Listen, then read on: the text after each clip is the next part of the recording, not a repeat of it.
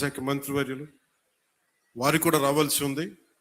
ఆయనకున్న పరిస్థితుల్లో రాలేకపోయారు. వారికి కూడా ముందు ఆమోదం తెలిపినందుకు రాలేకపోయాను పైన పర్లేదు, కానీ వారికి మనస్ఫూర్తిగా నా హృదయపూర్వక నమస్కారం. పిఠాపురంలో నేను లేకపోయినా, ఎక్కువ రోజులు లేకపోయినా కానీ నా తరపున పనిచేస్తున్న పార్టీ తరపున ఉంటున్న గౌరవ శాసన మండలి సభ్యులు ప్రభుత్వ శ్రీ పిడుగు హరిప్రసాద్ గారికి మనస్ఫూర్తిగా నా నమస్కారాలు.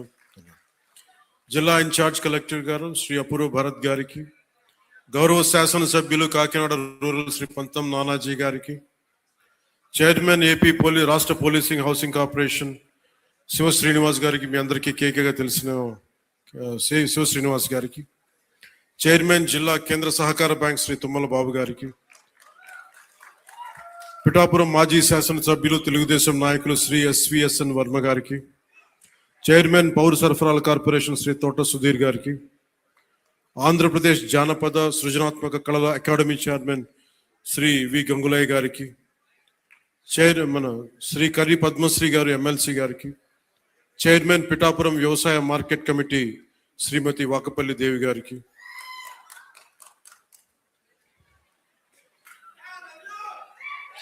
Chairman Godavari eastern delta project Sri Muralisetti Sunil గారికి,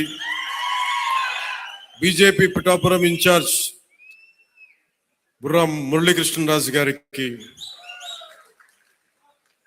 ఆయన ఒకసారి బీజేపీ జనసేన కూడా నాకు అర్థం కాదు, అంత ప్రేమ చూపిస్తాను, అంత నిలబడతాను. సో వారికి నా మనస్ఫూర్తిగా నమస్కారాలు. నేను చాలా మందిని ఆహ్వానించాను. చాలా మంది గతంలో పిఠాపురంలో మన ఎలక్షన్ సమయంలో జనసేన విజయాన్ని కృషి చేసిన చాలా మంది సినిమా ప్రముఖుల్లో చాలా మందిని ఆహ్వానించి మొదటి రోజుగా హైపర్ ఆది గారిని, మాట బాగుంటుంది కదా, అందరూ కామెడీ హ్యూమర్ అనుకుంటారు, మాట చాలా విట్టు ఉంటుంది. అలాంటి హైపర్ ఆది గారు ఇక్కడ విచ్చేసినందుకు మనస్ఫూర్తిగా వారికి నా హృదయపూర్వక నమస్కారాలు, ధన్యవాదాలు. అలాగే సాగర్ జనసేన ఇన్ఛార్జ్, కరీంనగర్ ఇన్ఛార్జ్, ప్రత్యేకించి వాళ్ళందరినీ మనకి టీవీ మాధ్యమాల ద్వారా, సీరియల్స్ ద్వారా వారు ఆర్కే నాయుడుగా మన ఈ మధ్య సినిమా కూడా చేశాం.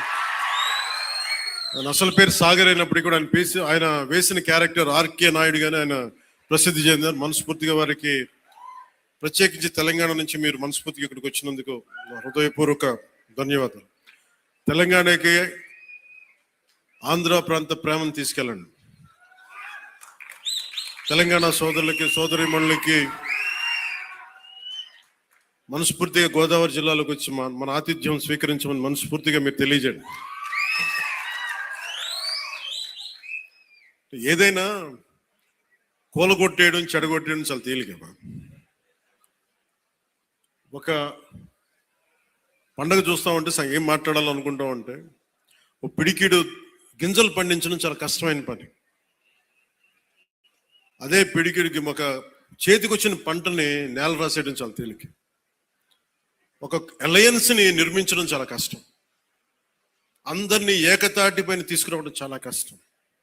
కేంద్ర నాయకత్వం దగ్గర నుంచి రాష్ట్ర నాయకత్వం ఎంత కష్టపడి పట్టుకెళ్తుంటే దాన్ని చెడగొట్టడం చాలా తేలిక, చాలా తేలిక. సంక్రాంతి మనం చెప్తుంది ఏంటంటే, ఒక చేతికి ఒక కష్టపడి సంవత్సరం, ఒక 6 నెలలు కష్టపడి, 4 నెలలు కష్టపడి పంట చేతికి వస్తే ఆనందం తాలూకు నిదర్శనమే సంక్రాంతి పండగ. మనకి ధాన్యం వచ్చింది, ధాన్యం అమ్మగా డబ్బులు వచ్చినాయి. ఈ రోజున మన హరిదాసులు కానీ, ఇంతమంది జానపద కళాకారులకు కానీ మనం ఎందుకు ఇస్తాం ఇవన్నీ అంటే, మా దగ్గర అబండెన్స్ ఉంది, మాకు ఒక 10 బస్తాల పంట ఉంటే మేము 2 బస్తాలు పంచుతామని చెప్పడానికి. అది సంక్రాంతి తాలూకు నిదర్శనం. అంటే అలాగా మీరు ఇందాక మంత్రివర్యులు నారాయణ గారు చెప్తా ఉన్నారు, ఇంకా ప్రపంచంలో ఏ నియోజకవర్గం ఇంకెక్కడా రాదు. అండ్ ఏది జరుగు ఇక్కడ కొబ్బరాకు పడ్డా కానీ పిఠాపురంలో చాలా దారుణం జరిగిపోయింది. ఒక తాటాకు అక్కడ ఉన్న తాటాకు ఊడి పడిపోతే అమ్మా చాలా దారుణం జరిగిపోయింది.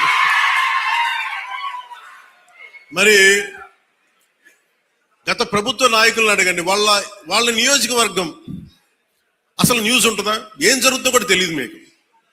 పిఠాపురంలో చిన్న చెట్టు మీద వాళ్ళున్న పక్షి ఈక పడినా కానీ అయ్యా బాబాయ్ పక్షపడి.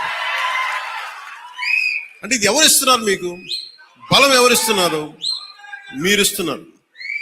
చెడు వార్తలకి మీరిస్తున్నారు బలం. ఒకడు మనల్ని తిడుతుంటే మీరు దాన్ని వైరల్ చేస్తే మీరు బలం ఇస్తున్నారు. ఒకటి చెడగొడుతుంటే వచ్చి మీరు ఎదురు ప్రశ్నించకపోతే మీరు బలహీనలు అయిపోతారు.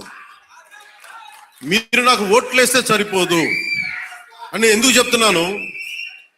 5 సంవత్సరాల పిఠాపురంలో గత ప్రభుత్వంలో ఒక్కసారి మీరు ప్రతి ఒక్కరు మేధావులు చాలా మంది ఉన్నారు, పత్రికేయులు ఉన్నారు, చాలా మంది విభిన్నమైన పార్టీల నాయకులు ఉన్నారు. ఈ గత 5 సంవత్సరాల కాలంలో ఎన్ని కోట్లు ఖర్చు పెట్టారో ఒకసారి అడగమని చెప్పండి.